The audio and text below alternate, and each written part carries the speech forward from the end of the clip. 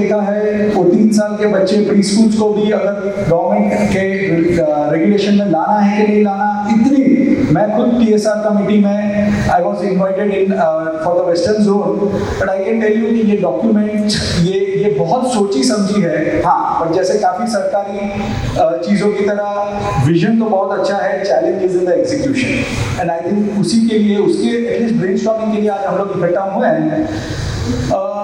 पिछले दिनों में मेरे दोस्त के साथ बातें कर रहा था, वो बोल रहा था यार तुम्हें एजुकेशन वो एजुकेशन में नहीं, उसकी खुद की फैक्ट्री है। बोलते तुम यार एजुकेशन सुधारने की बात करते हो, गवर्नमेंट एजुकेशन, गवर्नमेंट हॉस्पिटल्स, बहुत सिंपल है।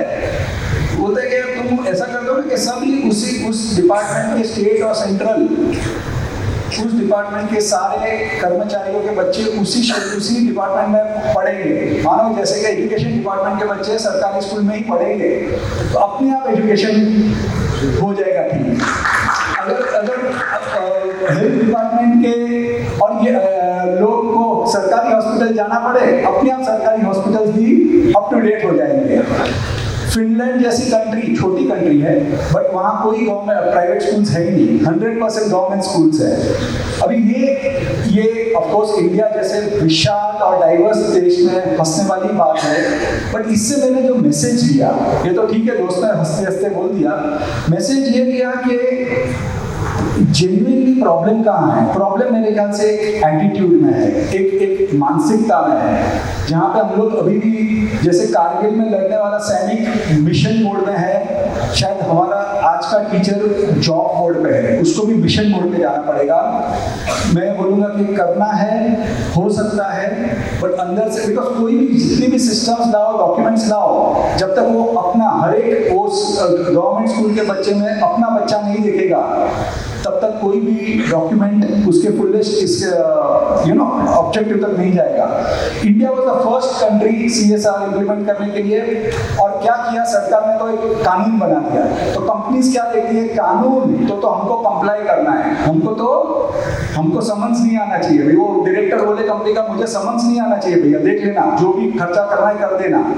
तो पहला 10 साल, पहली दशक तो हमारी गई है खाली कंप्लाई करने में, इम्प्लीमेंटेशन करने में।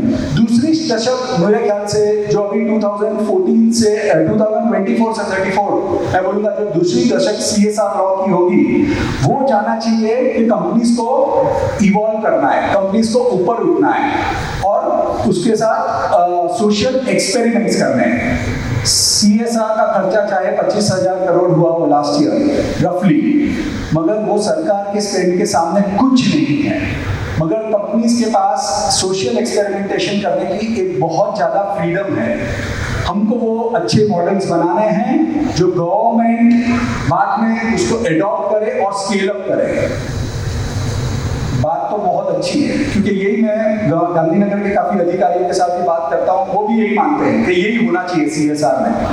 प्रॉब्लम है कि बहुत सारे अच्छे मॉडल्स चल रहे हैं, बट उसको गवर्नमेंट उठा के एक प्लेटफॉर्म पे रख के रेप्लिकेट नहीं कर पा रही है। क्योंकि कोई भी एक कंपनी है, जैसे मानो हमारी भी फाउंडेशन है, तो हमारे फाउंडेशन की 10-15 NGOs, कॉर्पोरेट NGOs ने उसके मॉडल्स रेप्लिकेट किए, बट मैं इंडिया भर में जा नहीं सकता, उतनी हमारी पहुंच नहीं है।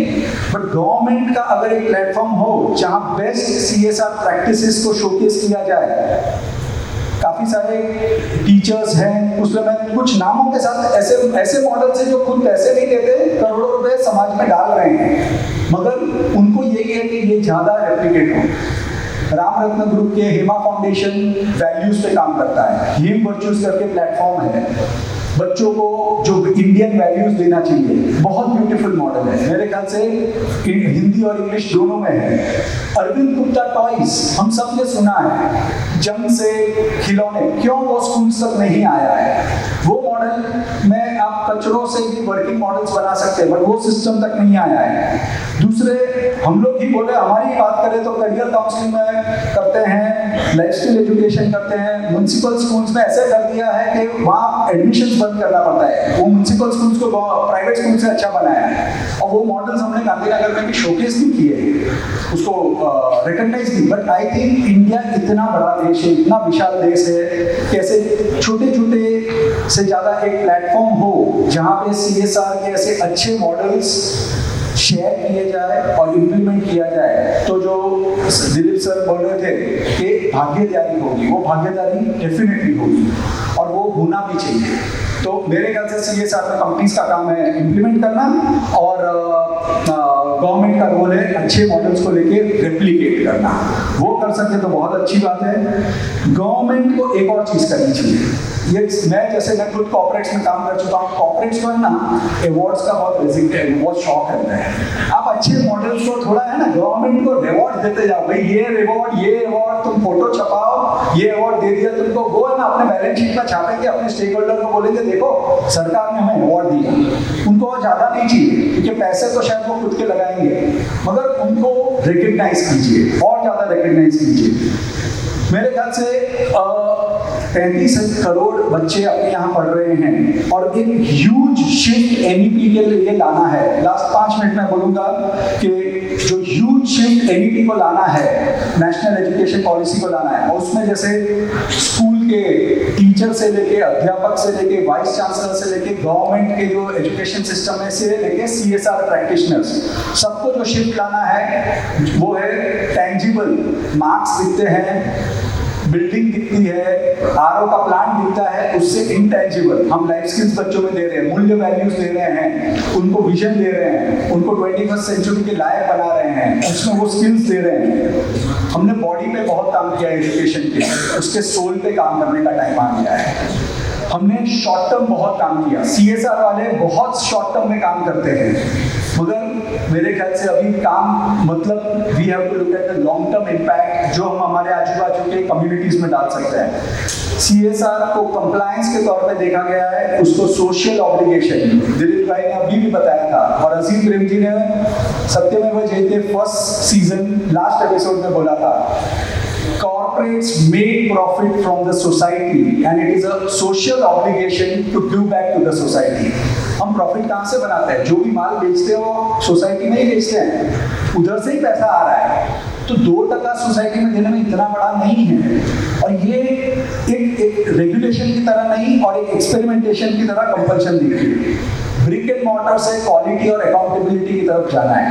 Even not only government departments but CSR practicing companies को भी मार्क्स और ग्रेड से होलिस्टिक एजुकेशन की तरह जाना है। NEP डॉक्यूमेंट पढ़िए, वो हम लोग तो 12 साल से मैं लाइफ स्किल एजुकेशन के मॉड्यूल्स करा रहा हूँ और वो जो बच्चों में शक्ति देता है वो जिंदगी में कभी आगे पीछे नहीं पड़ते। स्टैनफोर्ड यूनिवर्सिटी के भी रिपोर्ट्स बोलते हैं 12.5% इज एकेडमिक एक्सेलेंस और 87.5% इज सॉफ्ट वर्क स्किल्स, जो हमारे यहाँ आज के दिन में एजुकेशन में है ही नहीं। NEP बोल रहा है डालना चाहिए, बट हमारे अध्यापकों को, हमारे टीचर्स को और हमारे पेरेंट्स को उसका इम्पोर्टेंस समझना पड़ेगा।